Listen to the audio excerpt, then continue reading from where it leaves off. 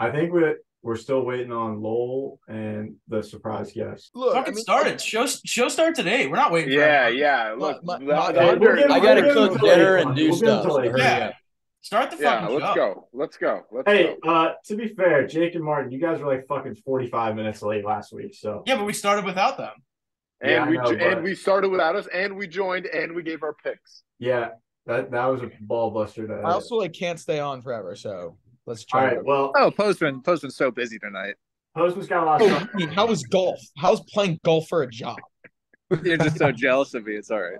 I am, but I'm waiting for the surprise guest. The surprise guest is Yeah, Big just- Sandy. I don't know where the fuck he's at. So Who is it? Big Sandy. Andrew? Oh, good fucking lord. Get out of here. Yeah, no, that was even he's somebody not fun. showing up. He might still get on. I don't know, but He just finished practice. I don't know if he's joining. oh, Big Sandy. Hey guys! Oh, what's up, man? Big Sandy. What's up, friends? Sandy. What's your lock of the week? Lock of the week, you know how it is. Yale money line. Hey. Playing Holy Cross this week, you know how it is. Actually, I don't. Under new compliance, I don't think I can advise you guys to bet Yale money line. So you'll just bleep that out, but everyone knows. Everyone knows what I'm saying. Well, yeah, you guys are going to the CFP one way or another. 100%. But yeah, no, I just got out of practice. Fucking. oh, you play football? You're him? Are you at Yale right now? Oh my God, you play football at Yo, Yale? were you in a mid fraternity or no? Was that? I've totally heard of that. He took a sip. He took a sip mid flame. Mid flame. I'll see you guys later. Hello and welcome to the Boys Upstairs Show. It's the Week 2 NFL show.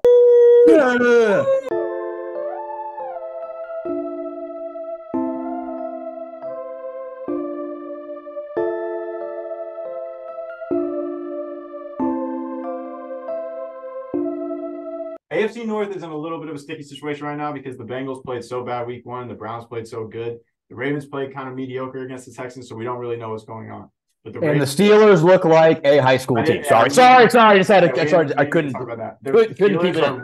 Steelers are retooling, but the Ravens are going to Cincinnati. They're playing the Bengals. The Bengals are favored -3.5. The total is 46.5. We'll give it to Nickson, Ravens fan. Let's go crazy. Like Tommy already said, we looked pretty average last week against a pretty weak Texans team. One thing I did like is the way that our defense looked, especially rushing the passer, stopping the run. Our front seven looks absolutely dominant with the addition of Clowney, and Roquan and Patrick Queen played out of their minds. It's going to be a very telling week for us as an offense going into the second week. How do we look? What's the play calling looking like with the new OC? With all that being said, I'm going to take the Ravens +3.5.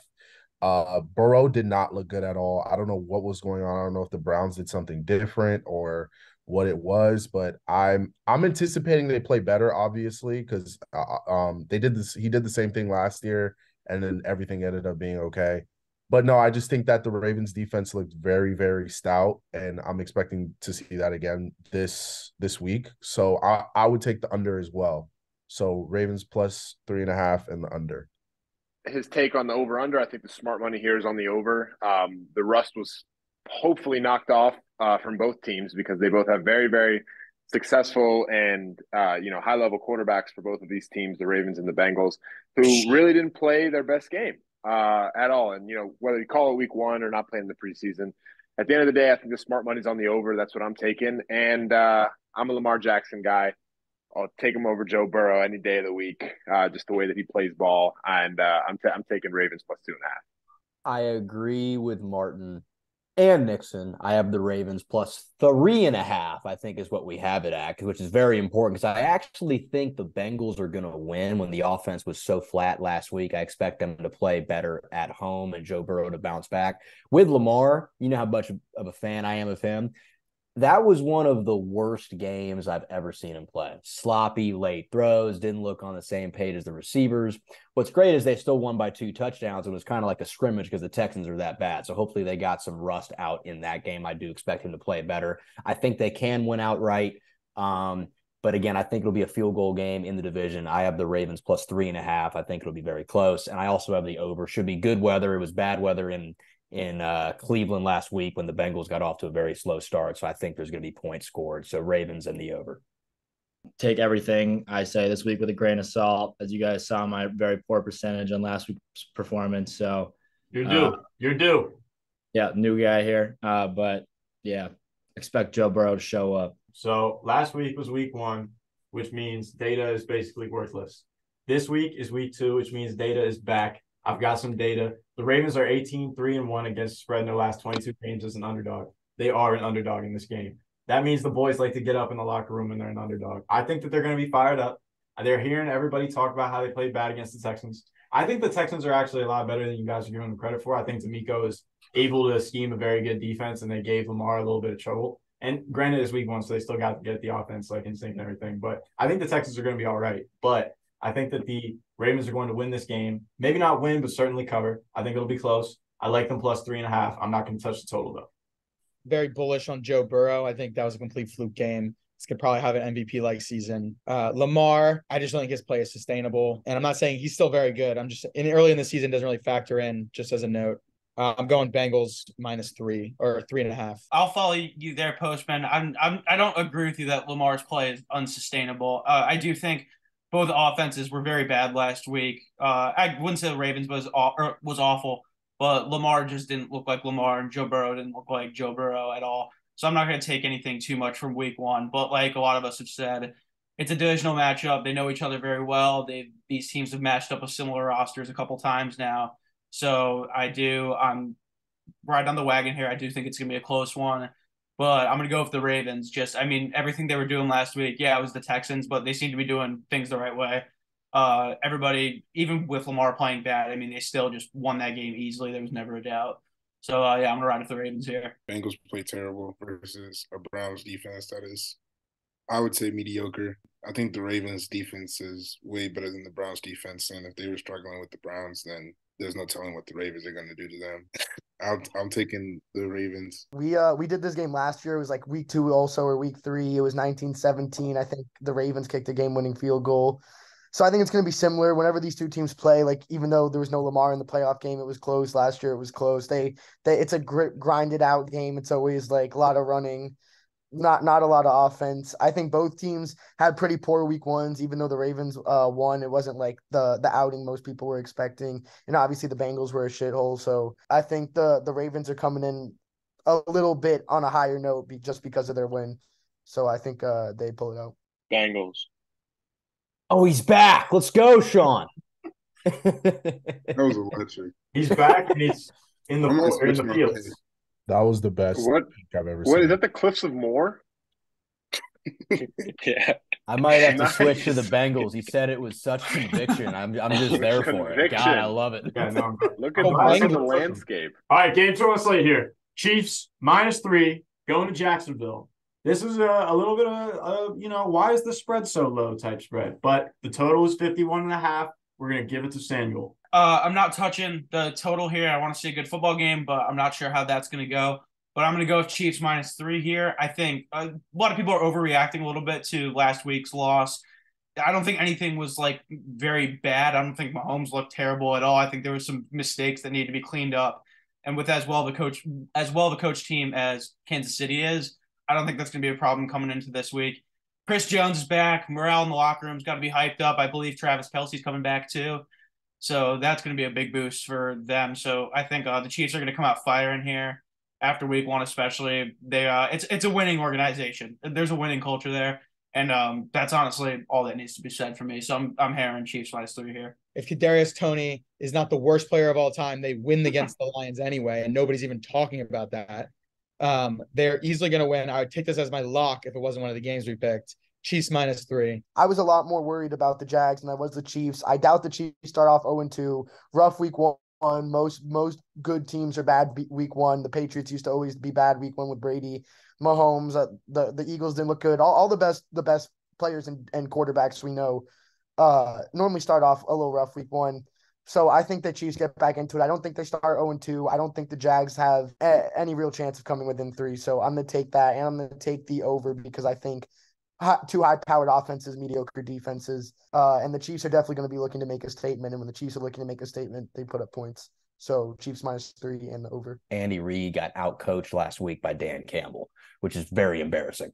And he's an all-time great coach. I expect him to bounce back. And Doug Peterson actually was on Andy Reid's staff. I think, but he was with the Eagles and or with the Chiefs, or both. Maybe he learned from Andy Reid. So it's an all-time great head coach playing against one of his former coaches on his staff. I think the Chiefs will bounce back. I don't see a team with Patrick Mahomes starting 0-2. So give me Kansas City to cover the 3 points. I mean, I hate to sound like a broken record, but I doubt that the Chiefs are going to start the season 0-2. So I'm taking the Chiefs here. I also like the under. We only saw 16 points come out of the Chiefs in week 1. Obviously, they didn't have Kelsey, whatever you want to call it. But if they also get Kelsey and they get Chris Jones back, he's a force in the defensive line. And at the end of the day, Jags didn't really do what they had to do when it came to the Colts defense, which is pitiful. Trust me. So give me the under. Give me the Chiefs. I'll take the Chiefs -3. I feel like everybody's touched on pretty much all the points that need to be said. They'll bounce back. They're not going to start the season 0-2. The Jags didn't look great either. Calvin Ridley had a game, but yeah, no, I'll just take the Chiefs. I won't touch the total because it could go either way. It could be low scoring, it could be high scoring. So yeah, just Chiefs -3. I don't know. I want to take the Chiefs, but everybody's taking the Chiefs. I feel like this is you know what they say in Vegas about this, Jake. I'm gonna take the Jags here. I don't like that everybody's on the Chiefs right now. Let's go, Cam. Take one for the team, bud. I'll be the Let's first. go. Jags. I'll take the spread, and then I think the Jags got something left in the tank. First game back, every football player knows it's not the same when you just go out on the field first week. So I know Kelsey and Jones are coming back, but I feel like the Jags will take it. I'm going to take the Jags. I think this game is going to be like 21-20, something like that. If that happens exactly, I said it first. But that was the score of the last game, or the Chiefs-Lions game. I think that, okay, well, there you go. So it could happen. I think that the Chiefs are going to win, but I don't think they'll cover. I think that Chris Jones and Travis Kelce are obviously like 2 out of their top 3 best players coming back, so that's huge. But they're both coming out like not 100%. Chris Jones off of not participating in training camp and being out for the first week, and Travis Kelce being out for the first week with injury. So I think that the Jags are an up-and-coming team who are going to put up points, and the Chiefs are going to like get calibrated in this game and probably still figure out how to win, but not cover 3. So give me the Jags. So the Chiefs started out slow last year, and it kind of looks like they're starting off slow this year too. So with that reasoning, I'm going to go with the Chiefs, that they're not going to start off slow. So rivalry game, first rivalry game of the year. We have the Patriots and the Dolphins. Patriots are +2. Dolphins are -2. We have Lowell and Coby representing the Patriots. We have Cam and Postman representing the Miami Dolphins. So go ahead, and then they'll give their spiel, and we'll pick who we're voting for afterwards. Coby, I'll let you go clean up because I think you're probably going to have a harder hitting take than I do. Obviously, Miami coming off a pretty high flying victory led behind their concussed and forever permanently damaged quarterback Tua. I mean, he's outstanding. Tyreek Hill's unreal. That what kept the Patriots in the game versus the Eagles was their defense, and that's the bottom line.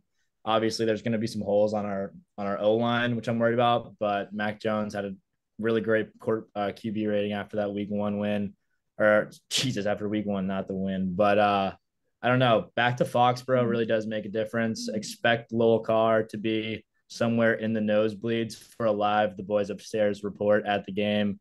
Looking forward to on that.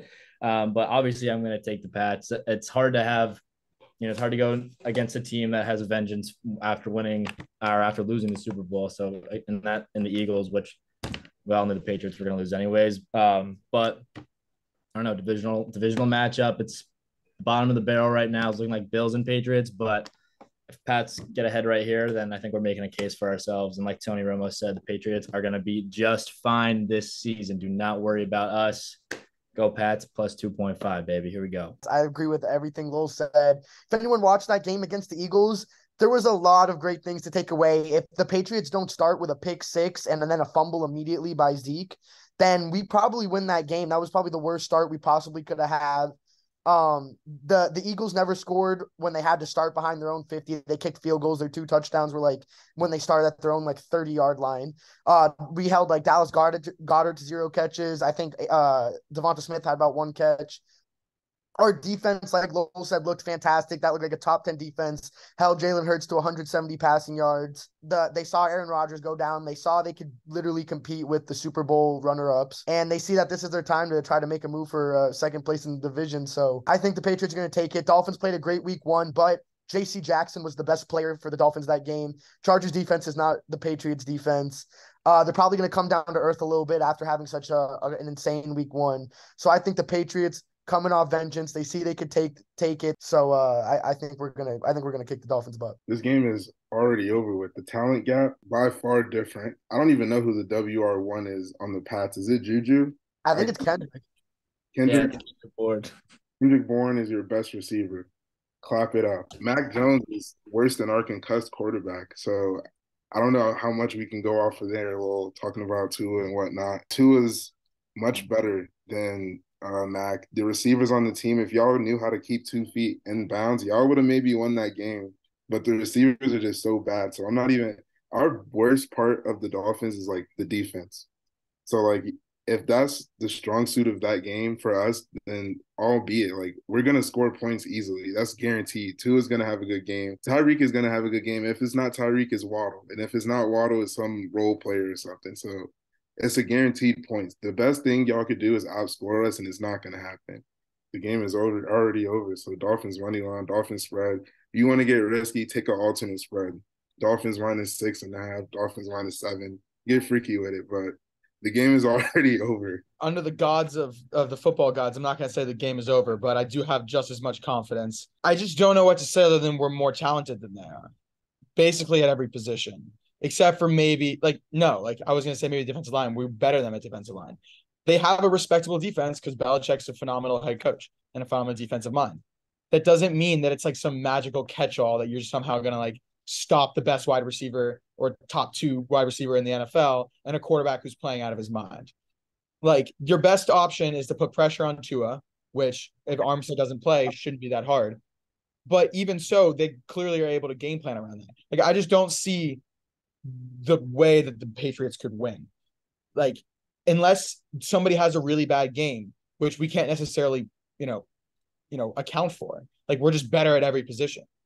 Like, that's just like it is what it is. Tyreek Hill and Tua, you can say what you want. It's all Tyreek. Like, they clearly have some connection that's working on another level. Like 466 yards and 3 touchdowns. That's just stupid. Defensive line is getting a lot of pressure on the quarterback. The Patriots aren't a great running football team anyway right now. I just don't see the avenue. Christian Gonzalez played out of his for some reason he was having a really good game versus Devontae Smith. I'm talking about like jamming him out at the line, just like putting press on him, just putting hands on him. It was insane. Like, there was some routes where Devontae would run it and Christian Gonzalez would literally just shove him to the ground. So I just don't think that's going to happen with Tyreek, Waddle. Like, that's just not going to happen with our receivers at all. So he's literally never lost to the Patriots. Like, it's not going to end. Okay, that's our take.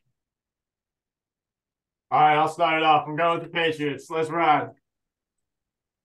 He's salty. He's a salty fan. It's okay. So salty. It sounds like you guys. He's not salty. He's just I'm an intelligent. unbiased. I'm also with the Patriots. Fan. All right, I'll take all. Yeah, he is also. He's very unbiased in this place. Patriots. I also happen to be intelligent and will take the Patriots. I'll take everybody. I'm serious, for real. I'm taking Dolphins here. Sam has a brain. Yeah, I got the Fins too. Offense is too good. Did Sean if Sean vote with us, the Patriots lose it. Jake. Jake's eating microwavable pot roast right now. I'm berating him over text for not slow cooking his pot roast. He's gonna come on and I'll pick it up. I'm eating pot roast right now. Yeah, he told me to tell him when the locks are happening. All right, we'll assume that he is taking the Patriots, but I'll text him. We'll see. All right, it's time for the best part of the show. Locks of the week. I walked into my house today, and my brother tells me when you're on the show, your lock has to be Seahawks Lions over 47.5. And so that's going to be my lock. I actually quite agree with him. That made no sense, but I do agree with him. I think that's two high-powered offenses. I love saying that phrase. I think the game plan for both teams is going to be outscore the other team. That's going to be an offensive-minded game. So we're hammering that over. Follow up. I need a chance to redeem myself so badly. You guys don't realize that I've been able to sleep this week because I keep thinking 40-0, 40-0. Dude, it's like Matt Ryan hearing 28-3. When I hear 40-0.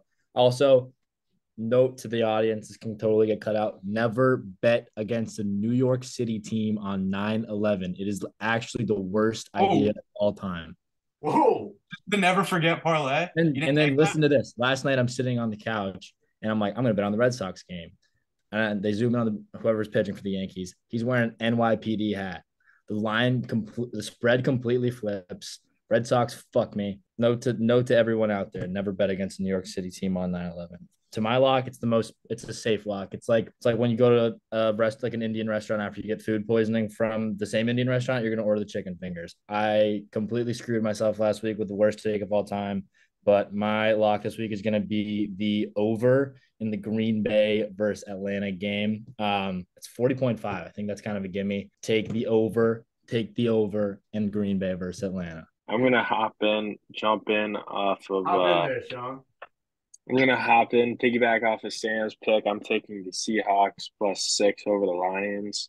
Lions got a big win last week, and I think they're gonna come back down to earth against Geno. Sean, where are you right now? Like, why do you have the? He's in Ireland at the Cliffs of Moher. What are you talking about? Why do you have that? What are you talking about? Isn't the Cliffs of Moher? Isn't it gorgeous? Isn't it like 4 a.m. in Ireland right now? The sunrise is early there. I'll go next. I'm gonna take the Chargers versus the Titans. I don't know why the spread is 3. I gotta give credit where credit due. The Chargers are a good team. They played decent. JC Jackson is just hard guarding Tyreek. Hopefully he does a better job versus D-Hop and whatever other trash receivers are on the Titans. So Chargers -3 is my lock for sure. This is a big number, so people might get scared by it because 8.5, way too much. In certain circles, that's way too much. But when it comes to the Bills spread against the Raiders, that's the perfect amount. Bills -8.5.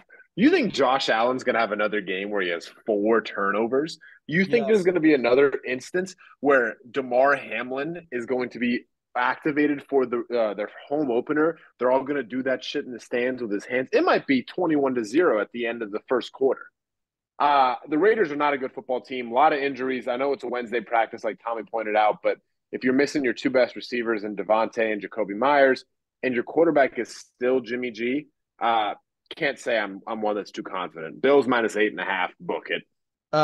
If you remember from last year, I think the most popular, the most effective lock was always betting the under in these grimy games. So exactly what I'm going to do. I'm going to take under 45 Niners Rams. Give it to me. Give me a good old sloppy 17-10. I like that divisional game, low scoring. That's smart. Something that I feel like a lot of people will like scratch their head about, but I'm going to take the over for the Giants-Cardinals game. And my thinking is just because the line is so low, like 38.5 is really ridiculously low. And I know the Giants offense looked terrible.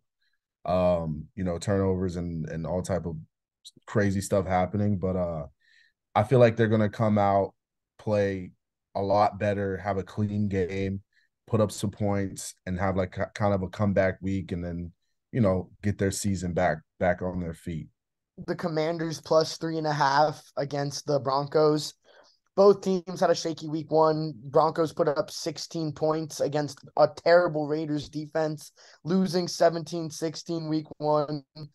The Commanders pulled out a dub, but they played pretty bad against the Cardinals, almost lost. But I don't think I saw enough from either one of these teams for this to be a blowout, and I definitely didn't see enough from the Broncos to say that they are definitely going to beat the Commanders. So I think that the Commanders rebound and show they're like, hey, we're not that bad that we barely beat the Cardinals. And I think the Broncos are just stuck. Like, I think they're just I think they showed they're no different than they really were last year.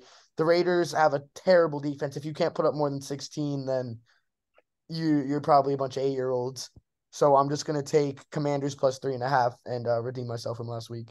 Only 3 people hit their lock this past week. Postman, Nickson, and I. Those are the top 3 on the leaderboard. Me and Cam were technically tied for third, but Cam didn't hit his lock. Shout out the Steelers. I think that the Texans plus 1 against the Colts is going to hit. I like the Texans here. This is pick 'em. The Texans are 10-4 against the spread in their last 14 divisional games. Colts are 5-16 against the spread in their last 21 divisional games. And I like CJ Stroud more than I like AR-15. And I think that I know that you guys don't, but I do. So I like the Texans here. I think the Texans are better than they're getting credit for it. And I think that these teams are both booty, but I think the Texans win this game. So that's my I hope nobody's watching that game. This is similar to Coby taking the Panthers Falcons last week. If you're one of our viewers, don't bet on that game, but just know that Tommy took it for his lock. I took it for my lock, and I'm one of the only people who hit my lock last week. So Tommy definitely betting on this game too. I am definitely better on this game. I like the Texans. Like, I am a low-key Texans fan. I think the Texans are better than people think. But did you hit your lock last week, Tommy? I did. Eagles. I think I know you did. Yeah, I know. I get it now. It did go over my head initially, but now I get it. I think that the Texans are about to win this game. It's a pick 'em. These are 2 shitty teams, but I think that the Texans are better. So that's my lock. Go crazy, Jake. So last week, I thought it was a good idea to take, a historically great franchise with a great coach and a great culture in their home opener. That was an utter disaster. The Pittsburgh Steelers last week, I have the numbers in front of me. They allowed 188 yards on the ground. Brock Purdy looked like Joe Montana. They were outgained by over 150. Kenny Pickett looked like an example of a Pop Warner quarterback. Good teams. The Vikings lost to the Bucs. Good teams with great coaches playing a divisional opponent at home the following week after getting embarrassed. I would not have wanted to have been a Pittsburgh Steeler at practice this week. I think they are getting Mike Tomlin's blood pressure was here already. Now it is off the screen. They are plus 2.5 at home to the Cleveland Browns. So that means if the game was in Cleveland, the Browns would be 8.5-point favorites. They're not that much better. They might be better because Myles Garrett, this is a great football game if you enjoy edge rushers, because Myles Garrett and TJ Watt are probably the 2 best in the world. And I understand that it'll probably be an ugly, grimy game, low scoring, but I am once again picking the Steelers because I do not think good coaches and good teams get embarrassed, especially 2 games at home. By the way, if you start 0-2 and one of your losses is to the Browns, yikes. I understand that they can rebound long season. Tomlin's never had a losing record. I don't see them, after getting humiliated at home in the first week, losing to Cleveland in the second week. So I have the Steelers plus 2.5. You're delusional, Jake. As in the words of Sam Massaro, I am so ready to be hurt again. Oh my goodness. But hey, listen, I believe in him. I believe in tiny hands. I believe in him. Remember to like and subscribe. Tell your friends.